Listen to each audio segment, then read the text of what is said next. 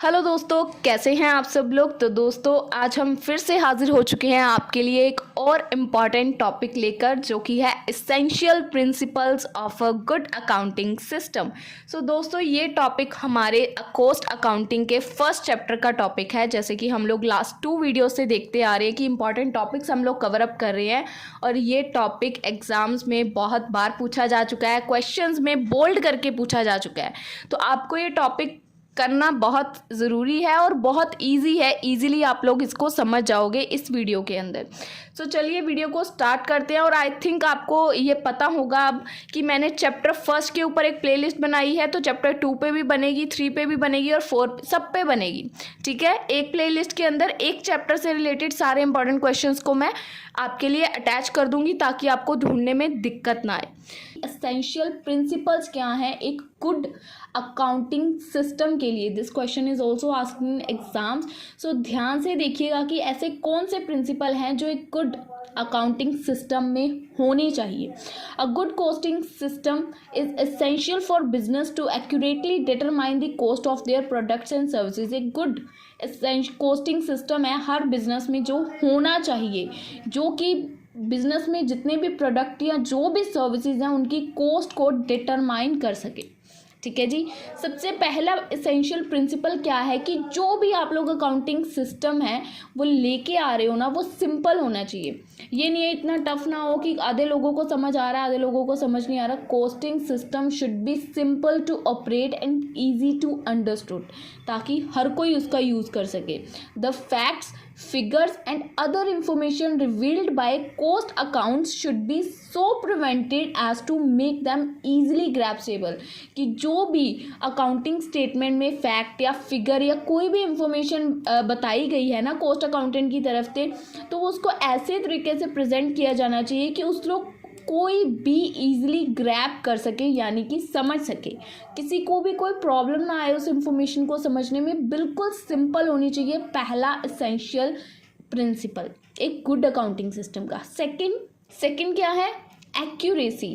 A good costing system provide accurate and reliable cost data as inaccurate data can lead. देखो, जो एक good accounting system है ना, वो हमें क्या प्रोवाइड करेगा? एक एक्यूरेट और रिलायबल कॉस्ट डाटा। ठीक है, पर जो हमारा इनएक्यूरेट डाटा है उसकी वजह से हम लोग कई बार इनकरेक्ट डिसीजंस ले सकते हैं, और जिसका अल्टीमेटली इम्पैक्ट किस चीज़ पे पड़ेगा? हमारे बिजनेस के प्रॉफिट के ऊपर।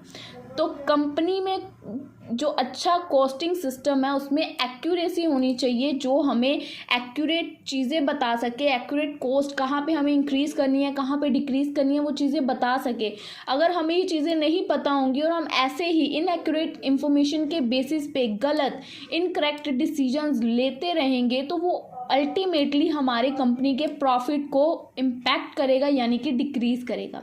तो सेकंड एसेंशियल एक्यूरेसी होनी चाहिए, एक्यूरेट होना चाहिए हमें इंफॉर्मेशन प्रोवाइड करने में। Third, relevance.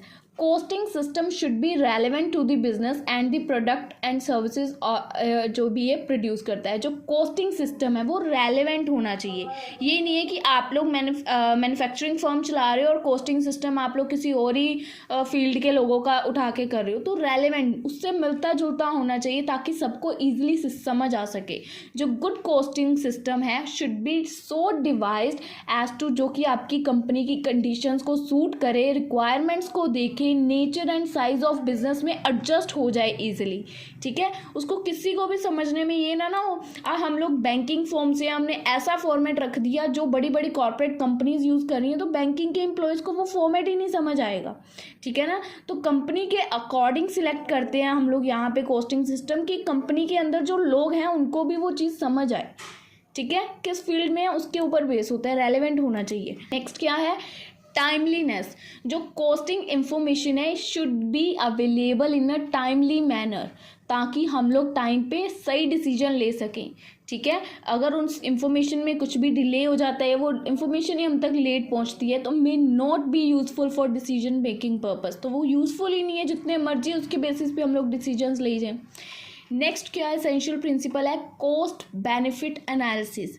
कोस्टिंग सिस्टम को हम लोग कंसीडर, देखो क्या लिखा हुआ है, costing system should take into consideration the cost associated with implementing and maintaining the system and the benefits it provide to the business. जो हमारा कोस्टिंग सिस्टम है उसमें कुछ वो कंसीडरेशन लेते हैं कोस्ट को एसोसिएट करने के लिए, ताकि वो लोग सिस्टम को अच्छे से मेंटेन कर पाएँ और इसका बेनिफिट किसको होगा, कंपनी के बिजनेस को। तो जो भी कंपनी की कोस्ट है वो आउटवेट ना हो, the cost of the system should not outweigh the benefit its provide. अगर हमारी कोस्ट ज़्यादा नहीं होगी, जैसे कि मैंने बताया, तो कोस्ट को अगर हम लोग मेजर करते रहेंगे टाइम टू टाइम, कोस्ट को हम लोग देखेंगे कहाँ पे इंक्रीज़ करना है, कहाँ पे डिक्रीज़ करना है, हमें टाइमली सारी नॉलेज, हम अप टू डेट हैं, तो ऑब्वियस है फ्यूचर में वो हमें बेनिफिट करेगा। नेक्स्ट एसेंशियल प्रिंसिपल, फ्लेक्सिबल होना चाहिए हमारा कोस्टिंग सिस्टम। ऐसा नहीं होना चाहिए कि ज़रूरत पड़ रही है और हम उसमें चेंजेस ही नहीं कर पा रहे। तो costing system should be flexible, ऐसा होना चाहिए जो चेंजेस को झट से अडेप्ट यानी कि अब्जॉर्व कर ले। बिजनेस इन्वायरमेंट वाला होना चाहिए कि इन्वायरमेंट में कोई चेंजेस ना आए, such as changes in production processes, product line and technology. तो सब में फ्लेक्सिबल होना चाहिए, इजीली अडेप्ट कर ले हर चीज़ को। इट शुड इन पर्टिकुलर, ये जो है सूटेबल होना चाहिए ताकि कोई भी चीज़, लार्ज वॉल्यूम ऑफ वर्क, इसको ईजिली हैंडल कर पाएँ, ईजिली डील कर पाएँ जो भी चेंजेस आए नेचर ऑफ बिजनेस में। तो इतना सूटेबल तो इसको होना पड़ेगा कि इसको ईजिली हैंडल किया जा सके किसी भी सिचुएशन में। नेक्स्ट क्या है, transparency. Transparency same first point जैसा ही है कि ये ट्रांसपेरेंट होना चाहिए, इजी टू अंडरस्टैंड होना चाहिए, किसी को भी इसको समझने में मुश्किल ना हो। This should provide clear and concise information that can be easily interpreted by managers and stakeholders। तो इसके अंदर क्लियर कट इन्फॉर्मेशन गिवन होनी चाहिए। ये नहीं है आधे लोगों से कोड वर्ड में बात की जा रही है, आधे को कोड वर्ड पता और आधों को नहीं पता। तो क्लियर इन्फॉर्मेशन होनी चाहिए कोस्टिंग सिस्टम में।